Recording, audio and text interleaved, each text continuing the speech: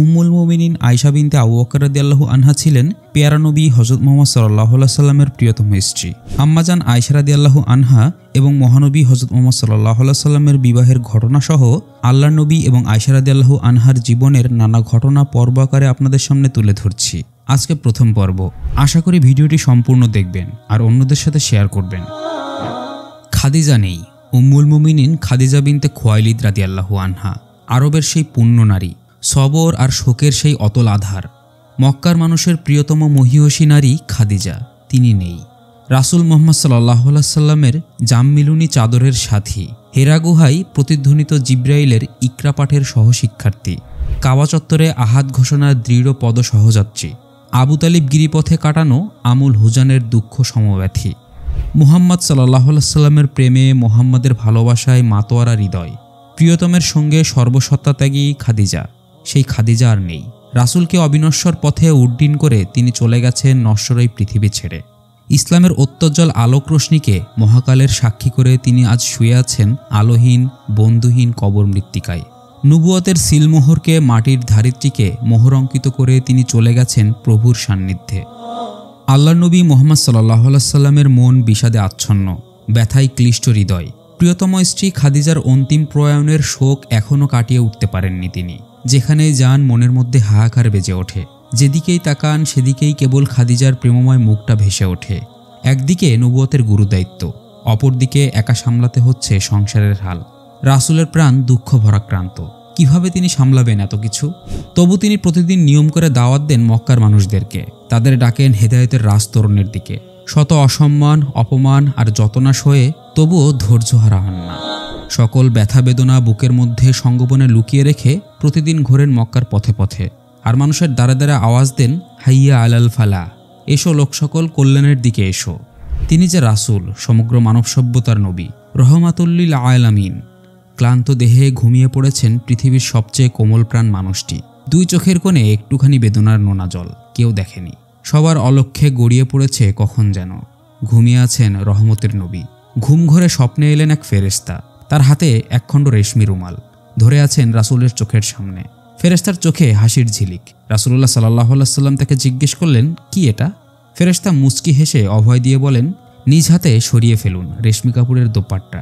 রাসূল সাল্লাল্লাহু আলাইহি সাল্লাম হাত বাড়ালেন, রেশমি খণ্ড সরালেন। পর্দা সরাতেই পিছনে দেখতে পেলেন একটা মুখাবয়ব অঙ্কিত, ছোট্ট এক বালিকার মুখচ্ছবি।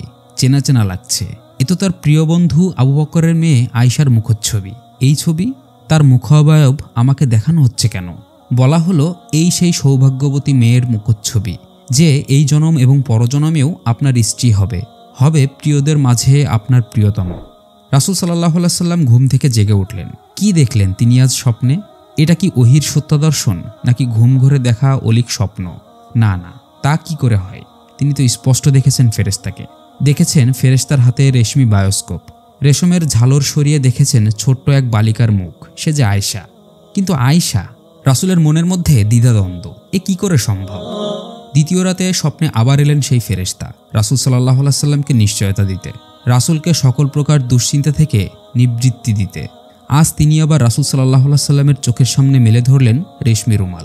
সেই একই মুখচ্ছবি, সেই একই কণ্ঠে প্রতিধ্বনিত হলো স্বপ্ন মাঝার, আপনি চিন্তা করবেন না, এই হবে আপনার আগামী জীবনের সুখ দুঃখের সাথী।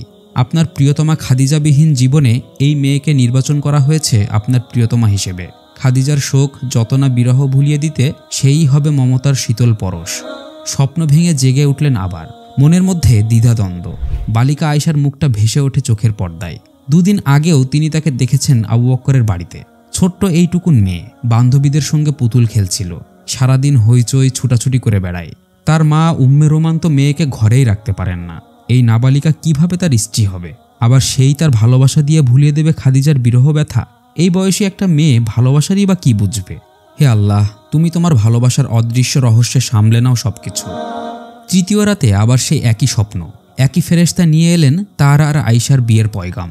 রাসূল সাল্লাল্লাহু আলাইহি সাল্লামকে আবারও দেখালেন তার ভবিষ্যৎ জীবনের জীবনসাথীকে। আজ আর রাসূলের মনে কোনো দ্বিধা নেই, তার হৃদয়ে সৃষ্টিগত কোনো শঙ্কা নেই।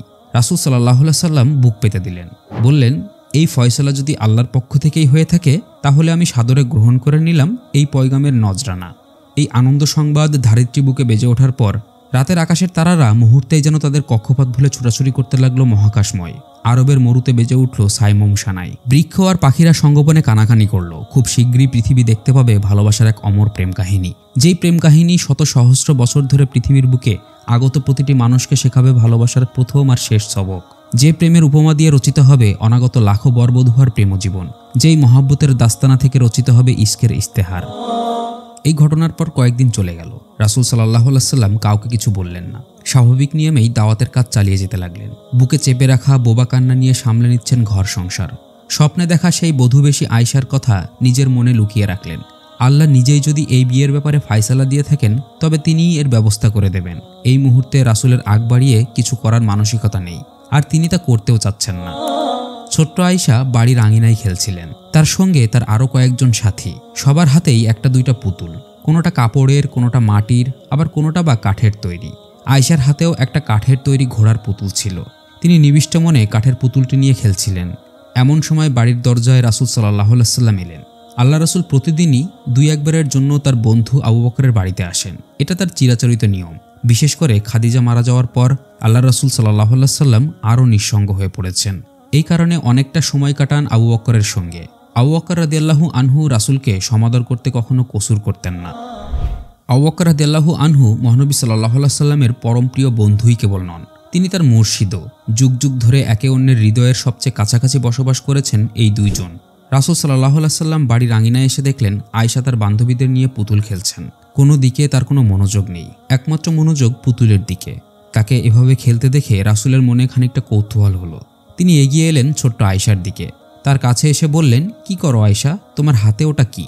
আয়েশা তো আয়েশাই, শিশুর মতোই তার উত্তর, এটা তো ঘোড়া। রাসূল সাল্লাল্লাহু আলাইহি সাল্লাম অবাক হওয়ার ভান করে বললেন, আচ্ছা, তোমার ঘোড়ার যে পাখা আছে দেখছি, ঘোড়ার পাখা হয় বুঝি? আয়েশাও ছেড়ে কথা বলেন না। বুদ্ধিমতী আর প্রখর স্মৃতিশক্তির অধিকারী 6 বছর বয়সী আয়েশার সঙ্গে সঙ্গে বলে উঠলেন, কেন থাকবে না, আল্লাহ নবী সুলাইমান আলাইহিস সালামের ঘোড়ার তো পাখা ছিল।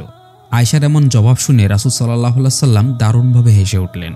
আয়েশা রাদিয়াল্লাহু আনহা পরবর্তী সময়ে বর্ণনা করেন, সেদিন আমার কথায় রাসূল সাল্লাল্লাহু আলাইহি সাল্লাম এমনভাবে হেসেছিলেন যে আমি তার মুখের উজ্জ্বল মাড়ি পর্যন্ত দেখতে পেয়েছিলাম। রাসূল সাল্লাল্লাহু আলাইহি সাল্লাম আয়েশার দুরন্ত মেধা আর প্রখর স্মৃতিশক্তির ব্যাপারে আগে থেকেই জানতেন, কিন্তু আজকে ঘটনাটি যেন তার মনে নতুন করে দাগ কেটে গেল। রাসূল সাল্লাল্লাহু আলাইহি সাল্লাম আয়েশার দিকে তাকিয়ে ভাবলেন, এ কারণেই কি আল্লাহ এই মেয়েকে আমার সহধর্মী হিসেবে নির্বাচন করেছেন? তার প্রতিভা আর স্মৃতিশক্তির মাঝেই কি নিহিত আছে আমার উম্মতের ভবিষ্যৎ কোনো অন্তর্নিহিত সফলতা? বস্তুত পরবর্তী জীবনে সেটাই হয়েছিল। সর্বাধিক হাদিস বর্ণনাকারী 7 জন সাহাবীদের মধ্যে হযরত আয়েশা রাদিয়াল্লাহু আনহা অন্যতম। তিনি এককভাবে প্রায় 2210টি হাদিস বর্ণনা করেন।